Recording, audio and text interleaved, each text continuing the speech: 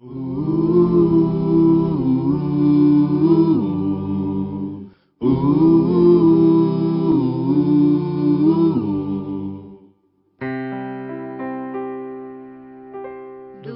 teu falar, ó Salvador, jamais vou duvidar, é encorajador.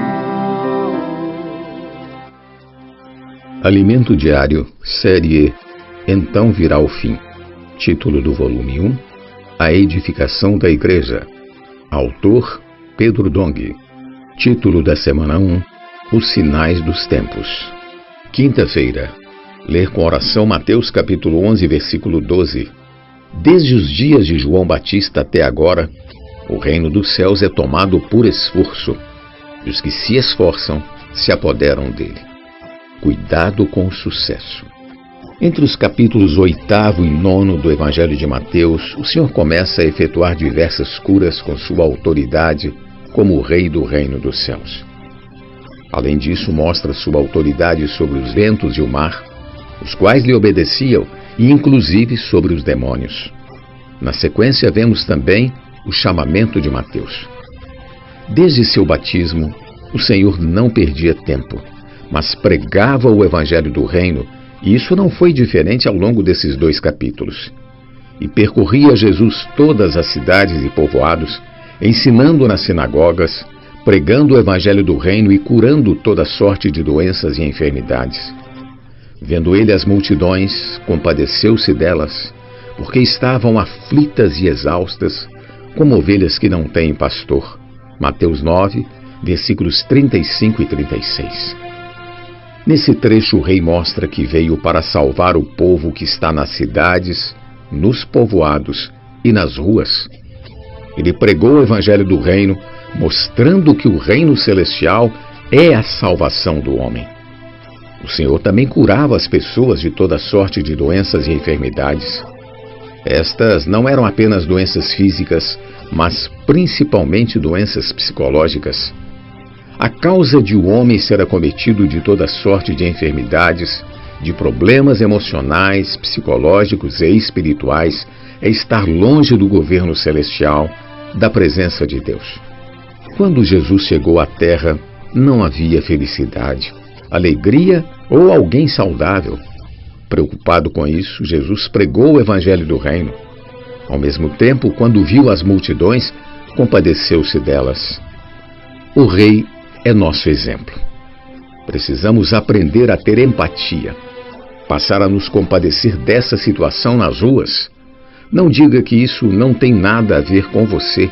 Não, estamos aqui na terra, seguindo nosso Rei, justamente para salvar esse povo que está nas ruas sofrendo.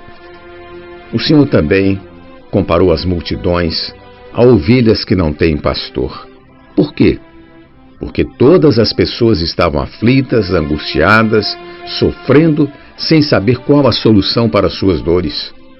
Hoje a situação é a mesma. Devemos ter esse mesmo espírito de compaixão do Senhor, pois Ele habita em nós. Por isso não é de admirar quando os colportores vão às ruas com a única intenção de expressar o amor de Deus pelas pessoas. Quando nossos irmãos e irmãs das igrejas saem para pregar o Evangelho usando o "posso orar por você", também não é por qualquer outra intenção senão seguir a ordem de Jesus, amando-o e amando essas almas que estão cansadas e esgotadas. Depois disso, o Senhor disse aos discípulos: "A seara, na verdade, é grande, mas os trabalhadores são poucos.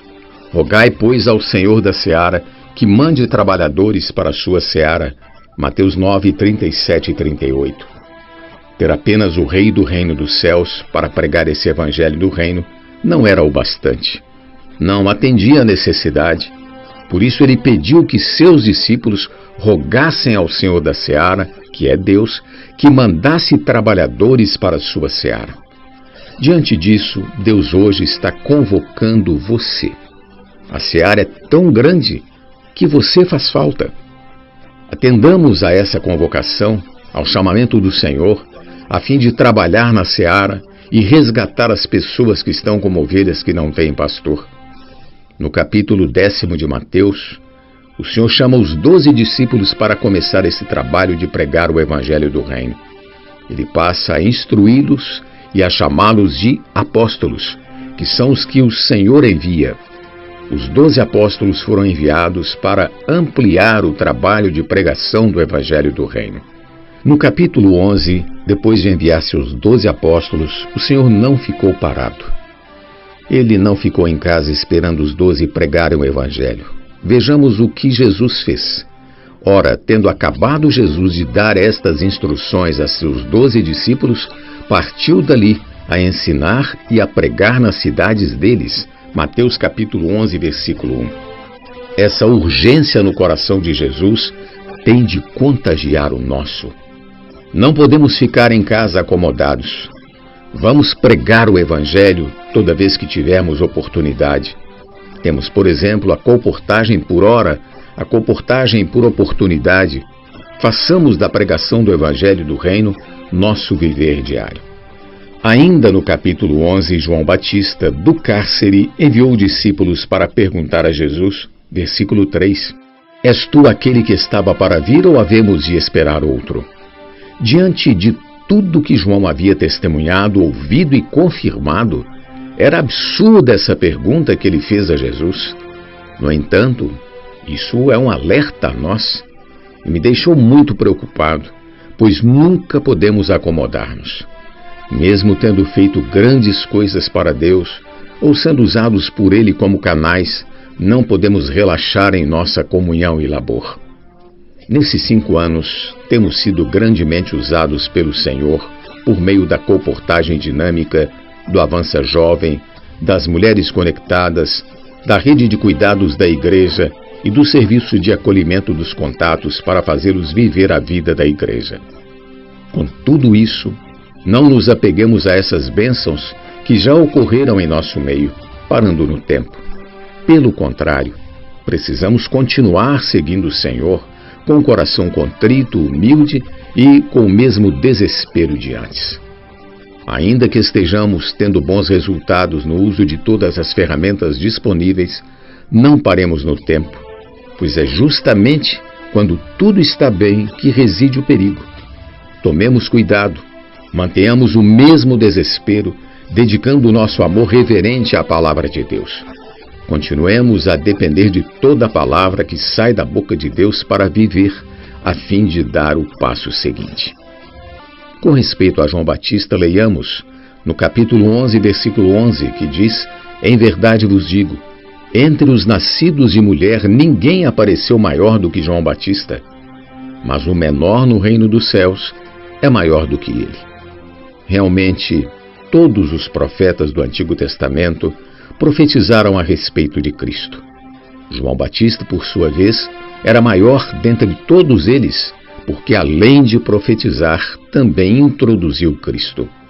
Mas ele poderia ter seguido o Cordeiro, juntamente com seus 2 discípulos, no dia seguinte ao batismo de Jesus, e não o fez.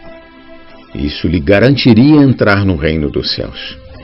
Reitero que devemos sempre tomar cuidado e nunca nos agarrar ao sucesso. Às vezes, uma derrota é melhor que sucesso. As derrotas levam-nos a arrepender-nos, tornam-nos humildes e criam no coração um desespero de busca ao Senhor. Mas o sucesso sem humildade nos torna abastados. Então, como agir daqui para frente? Leiamos Mateus 11, 12. Desde os dias de João Batista até agora, o reino dos céus é tomado por esforço, e os que se esforçam se apoderam dele. Eu dificilmente consegui entender esse versículo, mas hoje quero dizer a você, querido leitor, que esse esforço é para nos humilharmos, para sermos de espírito contrito e humilde. Esse é, portanto, o esforço que devemos fazer. É assim que nos apoderamos do reino dos céus. Pergunta de hoje: a que se aplica o esforço? De Mateus capítulo 11, versículo 12. Jesus é o nosso Senhor. Do teu falar, ó Salvador,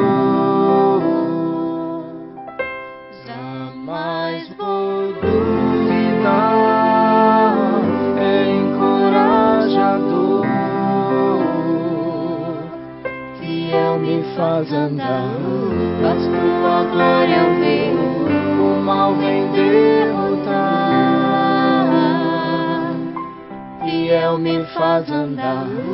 Faz tua glória eu ver, o mal vem derrotar.